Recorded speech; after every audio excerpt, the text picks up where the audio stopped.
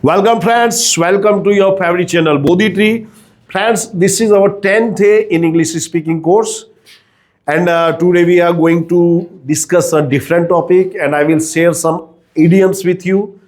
So to make your language, to make your conversation interesting and impressive, you should use some idioms in your conversation. आपने वो सिद्धू के बारे में सुना होगा, नवजोत सिंह सिद्धू, वो बहुत सारे इडियम्स का यूज करता है. ओके, तो आज हम कुछ इडियम्स देखने वाले हैं और आप लोगों से मैंने कहा है कि you need consistency. So for consistency you must prepare 10 to 15 words every day, and if you prepare at least 2 or 3 idioms, then believe me friends, after 1 year you are going to be an impressive person. So आगे हम idioms देखते हैं. तो मैं आप लोगों के लिए बहुत ही इंटरेस्टिंग इडियम्स लाया हूं. तो इडियम्स का यूज करने से आपकी जो लैंग्वेज है, जो कन्वर्सेशन, बहुत ही इंटरेस्टिंग हो जाए. पहला है hit the nail on the head, यानी कि हथौड़ी को कीली पर मारना या सही जगह पे प्रहार करना. मतलब be exactly right. Burn the midnight oil, work late at night, यानी मिडनाइट ऑयल यानी ऑयल जलाना, यानी कि मध्य रात्रि में काम करना. तो some students burn the midnight oil at the time of examination, यानी बहुत से स्टूडेंट्स एग्जाम के समय में लेट नाइट तक स्टडी करते हैं. A blessing in disguise, a good surprise, यानी कि कई बार क्या होता है कि कोई बार आपको ऐसा लगता है कि आपके लिए बुरी चीज है, लेकिन वो it is a blessing in disguise, वो आपके लिए बहुत ही वरदान रूप होती है. For example, the land in Rajasthan in Marwar was not fertile, but it was one type of blessing in disguise. How? Rajasthan में क्या था कि राजस्थान की जो जमीन थी वो पथरीली थी, खेती तो होती नहीं थी. तो वहां के जो लोग थे उन्होंने माइग्रेट किया. They went to the different parts of the country and they started their business. Now most of the Marwaris are leading businessmen. So this is one type of a blessing in disguise. Back to square one, मतलब start over again, फिर से शुरू करना. For example, Sunil has failed in UPSC examination second time, so he is back to square one, यानी अब वो फिर से नए सिरे से स्टार्ट करेगा. The ball is in your court, यानी गेंद अब तुम्हारे पाले में, यानी कि भाई अब you have to take the decision. अब आपकी बारी है, आप जो डिसीजन लो. For example, India has given many evidence to Pakistan about the terrorism. Now the ball is in Pakistan court. Bite the bullet, यानी फेस इट, सामना करो कोई भी. ब्रेक द आइस, मतलब स्टार्ट अ कन्वर्सेशन कंफर्टेबली, यानी कई बार क्या होता है कि रिश्तों में बर्फ जम जाती है, तो धीरे धीरे ब्रेक द आइस, यानी बर्फ को पिघलने देना, यानी किसी भी चीज को फिर से धीरे धीरे शुरुआत करना. Go the extra mile, put in extra effort, यानी डिफरेंट प्रयास करना. For example, if you want to crack NEET examination, then you will have to go the extra mile. You will have to do better than the other students. Keep your chin up. Discipline, मतलब stay positive in difficult times, यानी आप मुसीबतें हो तो भी एकदम positive रहने का. Once in a blue moon, यानी very rarely. Sit on the fence, avoid making a decision, यानी ना तो इस तरफ ना इस तरफ, किसी भी तरह का डिसीजन ना लेना हो, that is sit on the fence. Under the weather, मतलब feeling sick. Through thick and thin, in good and bad times. इसका हम बोल सकते हैं, Narendra Modi is such type of a leader that he is always cool and calm in thick and thin condition. दोस्तों, मैं आज आप लोगों के लिए लेके आया हूं प्रेजेंट परफेक्ट टेंस, यानी कि पूर्ण वर्तमान काल. इसके नाम से इसके लक्षण मालूम पड़ते हैं. पूर्ण वर्तमान काल यानी ऐसी क्रिया जो पूर्ण हो चुकी है और उसका वर्तमान यानी प्रेजेंट पे भी इंपैक्ट हो. वंस अगेन आई रिपीट, ऐसा वाक्य जिससे मालूम पड़े क्रिया भूतकाल में हो गई है उसका प्रेजेंट पे भी इंपैक्ट है, अथवा क्रिया अब भी हाल ही पूरी हुई है। जैसे हमने यह फिल्म देख ली है, अथवा ट्रेन अब भी हाल ही प्लेटफॉर्म पर आई है, मैंने अभी हाल ही चाय पी है। ये सब क्या दिखाता है? Present perfect tense. तो हिंदी में इन वाक्यों के पीछे चुका हूं, चुकी है, चुके हैं आता है।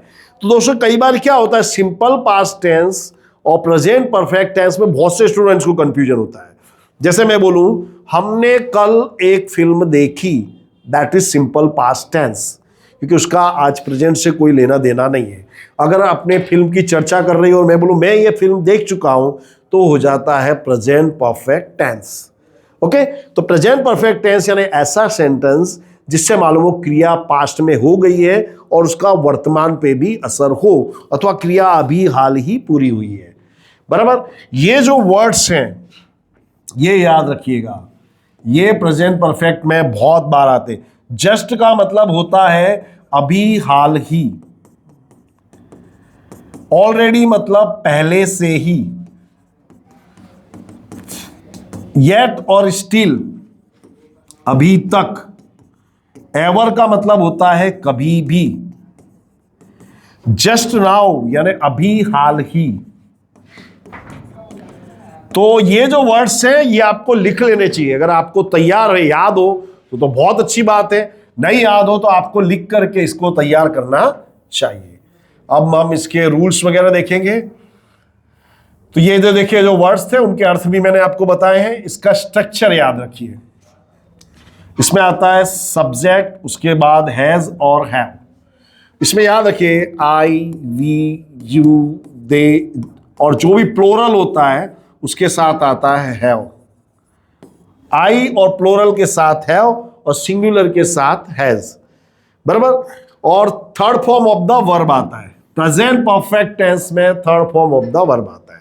जब हम उसको पैसिव में कन्वर्ट करेंगे तो आपका ऑब्जेक्ट यानी कर्म आगे आ जाएगा, कर्म के हिसाब से हैज अथवा हैव आएगा, और इसमें आता है बीन, BEEN, बीन।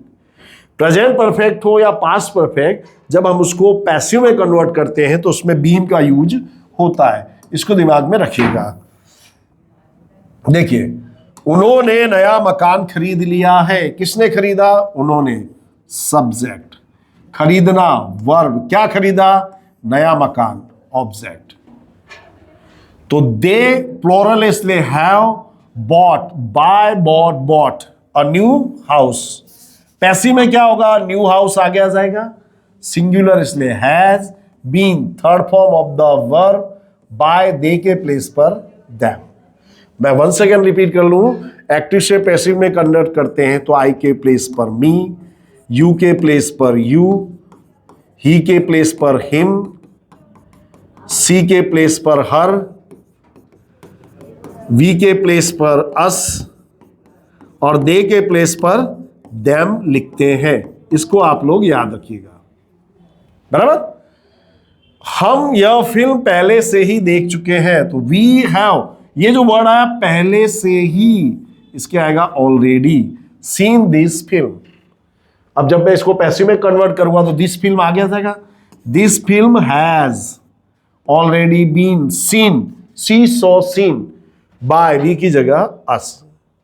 चपरासी ने अभी हाल ही गेट बंद किया है। तो the peon has just closed the gate. अब जब पैसिव में कन्वर्ट करूंगा तो द गेट आगे आ जाएगा। The gate has just been closed by the peon. तो ये ख्याल आ गया आपको। अब देखते हैं हम इसके नेगेटिव सेंटेंस। नेगेटिव सेंटेंस यानी जिसमें नहीं शब्द आता है। तो इसमें नेगेटिव सेंटेंस बनाने के लिए जो भी हेल्पिंग वर्ब है उसके बाद आता है नॉट। जैसे देखिए सब्जेक्ट, उसके बाद has, have, not, third form of the verb, object और अदर वर्ड्स। पैसिव में हैज, हैव के बाद नॉट और फिर बीन आता है। यानी वही है, कुछ सब कुछ, खाली हैज, हैव के बाद नॉट आ जाएगा। मैंने यह ग्लास नहीं तोड़ा है। तो I have not broken this glass. Break, broke, broken. This glass आगे आ जाएगा। सिंगुलर इसलिए has not been broken by me. हमने अभी तक ताजमहल नहीं देखा। तो we have not seen the Taj Mahal अभी तक के लिए आता है येट। तो द ताजमहल आगे आ गया, ताजमहल सिंगुलर इसलिए has not been seen by us, और येट आएगा एंड में। रहीम ने अभी तक उसका घर नहीं बेचा है, तो Rahim has not sold his house yet. देखिए, Rahim has not sold his house yet. अब हिज हाउस मतलब रहीम्स हाउस, रहीम्स हाउस आ गया, has not been sold by him yet. अब बात कर रहे हैं इंट्रोगेटिव की। तो जैसा मैंने आपसे कई बार कहा है कि इंग्लिश में कभी भी इंट्रोगेटिव सेंटेंस बनाना है तो जो भी हेल्पिंग वर्ब है उस सब्जेक्ट से पहले आता है। क्या तुमने कभी भी ताजमहल देखा है, तुमने के लिए यू हैव आगे आ जाएगा। ये जो वर्ड आया कभी भी, इसके लिए आता है एवर। सीन द ताजमहल, अब द ताजमहल आगे आ जाएगा, ताजमहल के आगे आएगा हैज, क्योंकि सिंगुलर है। हैज क्यों आ गया है? Because it is an interrogative sentence. तो has the Taj Mahal ever been seen by you. यह चित्र किसने बनाया है, किसने के लिए, who had drawn this picture. तो हु के प्लेस पर आएगा बाय हुम। दिस पिक्चर आगे आ गया सिंगुलर इसलिए हैज बीन ड्रॉन। तुमने बाजार से कितनी किताबें खरीदी है, बराबर। तो कितनी यानी how many books have you bought from the market. तो हाउ मैनी ऑब्जेक्ट आपका बुक्स है, तो ऑब्जेक्ट कर्म आगे आ जाएगा, have been bought by you from the market. किस लड़के ने यह कविता लिखी है, किस लड़के, तो which boy has written this poem. तो इससे पहले भी मैंने आपको बताया था विच बॉय विच गर्ल का हो जाएगा बाय विच बॉय या बाय विच गर्ल, यानी किस लड़के के द्वारा has this poem been written. Okay, तो यहां मैंने आपको बताया एग्जाम्पल, आपको भी कुछ एग्जाम्पल लिखने चाहिए। अब देखिए मैं आपको करा रहा हूं exercise number 1। Now what you have to do, you have to read this sentences and if possible then translate them into your mother tongue and read them loudly. Loudly पढ़ो तो आपका कॉन्फिडेंस बढ़ेगा। I have brought these flowers for you, मैं ये फूल तुम्हारे लिए लाया हूं। I have not seen him for a long time, मैंने उसे लंबे समय से नहीं देखा है। I have just finished my work, मैंने अभी हाल ही मेरा काम पूरा किया है। She has not invited me to the party, but I will go there. उसने मुझे पार्टी में इनवाइट नहीं किया है, लेकिन मैं वहां जाऊंगा। Sunil has finished his work and he has just gone to the temple. Sunil ने उसका काम पूरा कर लिया है और वो अब भी हाल ही टेम्पल गया है। Ratan Tata has worked hard for the progress of his country. Ratan Tata ने देश के विकास के लिए बहुत ही मेहनत की है।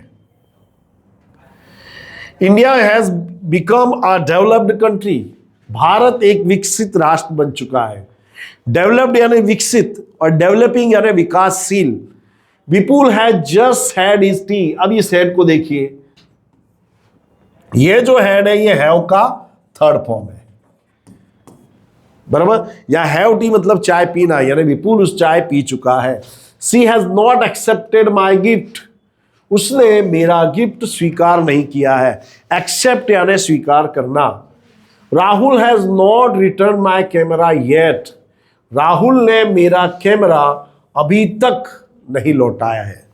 Have you ever eaten grapes, क्या तुमने कभी भी ग्रेप्स खाए हैं? I have never eaten such a sweet mango in my whole life, मैंने अपने जीवन में कभी भी इतना मीठा आम नहीं खाया है। I have brought these dates from Iraq, मैं ये खजूर इराक से लाया हूं। India has helped Pakistan but Pakistan is ungrateful, Bharat ने पाकिस्तान की मदद की लेकिन पाकिस्तान एहसान फरामोश है। Have you ever eaten ice cream in winter, winter यानी ठंडी, क्या तुमने कभी भी ठंडी में आइसक्रीम खाई है? Has Hasan forgotten his friends, क्या हसन उसके दोस्तों को भूल गया है? Haven't you got your bag, क्या तुम्हें तुम्हारा बैग नहीं मिला है? Have you ever travel in an aeroplane? क्या तुमने कभी भी एरोप्लेन में यात्रा की है? Where have you parked your car? तुमने तुम्हारी कार कहाँ पार्क की है? Why have you torn my book? तुमने मेरी बुक क्यों फाड़ी है? ये याद रखिएगा, ये जो टॉर्न आया था ये टेयर का थर्ड फॉर्म है, tear, tore, torn. Who has made the hole in the carpet? किसने गलीचे में छेद बनाया है? How many books has he bought? उसने कितनी किताबें खरीदी है? What have you brought for me from America? तुम मेरे लिए अमेरिका से क्या लाए हो? Who has written this poem? यह कविता किसने लिखी है? Why have you broken this glass? तुमने यह ग्लास क्यों तोड़ा है? तो देखिए, मैंने आपको बताया, इतने सारे सेंटेंस आप पढ़ते हो, लिखते हो, then the concept is clear in your mind. अब मैं आपको सेंटेंस दे रहा हूं and now you have to translate them into English. Okay, मैं मेरी किताबें भूल गया हूं। I am not going to write it, I will just speak. I have forgotten my books. Train अब भी हाल ही प्लेटफॉर्म पर आई है। The train has just arrived on the platform. Mohan ने उसके जन्मदिन पर पार्टी का आयोजन किया है। Mohan has arranged a party on his birthday. मैंने परीक्षा के लिए कड़ी मेहनत की। I have worked hard for examination. Rohit ने अभी तक उसका काम पूरा नहीं किया है। Rohit has not finished his work yet. मेरे अंकल ने एक उपहार भेजा है। My uncle has sent me a gift. Send यानी भेजना, उसका सेकंड फॉर्म और थर्ड फॉर्म होता है सेंट। ओके, फरीदा ने अभी तक मेरा घर नहीं देखा है। Farida has not seen my house yet.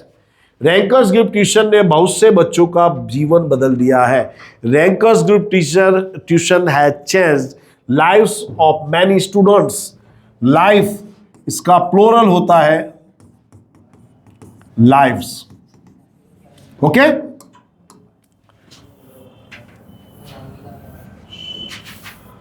तो दोस्तों, अब now it is story time. I am going to tell you story which is based on present perfect tense. So as I have told you that you learn any language through your language, so open your ears and just listen to me very carefully, and after that you have to write the story on your own in your mother tongue. If you commit mistakes, don't hesitate, just do it. So today's story is about Mullah Nasruddin. So my question is, have you heard the name of Mullah Nasruddin? Yes, Mullah Nasruddin was a famous person of Turkey. So one day Mullah Nasruddin went to the fruit shop and he went to ask he saw the watermelon in corner and he asked him, how are the watermelons? How are the watermelons? What is the price of the watermelon? The shopkeeper said 1 dinar each. The mullah said, okay, give me one watermelon. The shopkeeper gave him a watermelon. Mullah said, I want that big one. So the shopkeeper changed the watermelon. Now Mullah asked him, have you bought grapes? The shopkeeper said, yes, I have brought the grapes.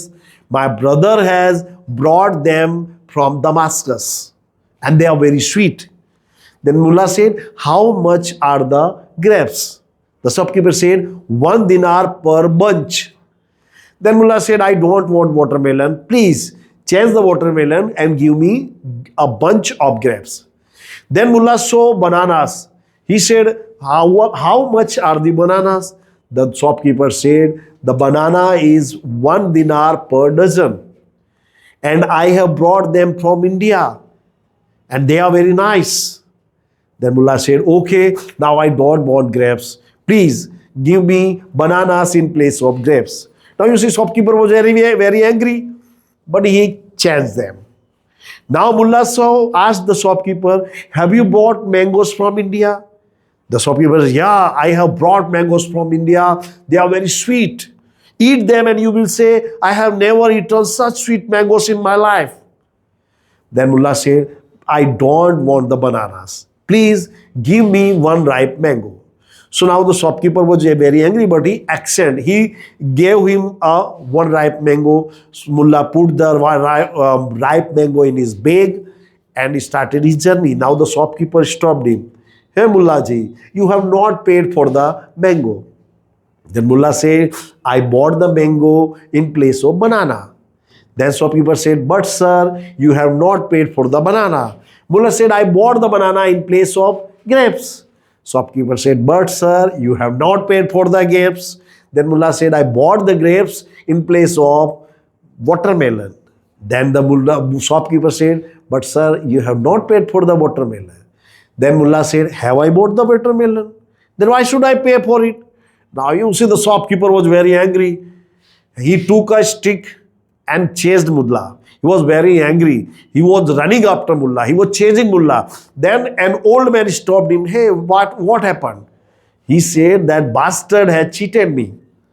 He had bought a mango, but he has not paid for him. Then the old man said, you don't know that person. He is Mullah Nasruddin. He is fond of playing jokes. He has already given me a dinar to pay you.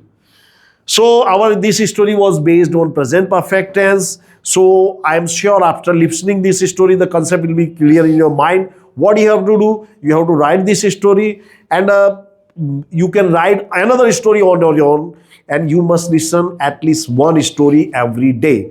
So friends, once again, thanks for watching. Have a very nice day.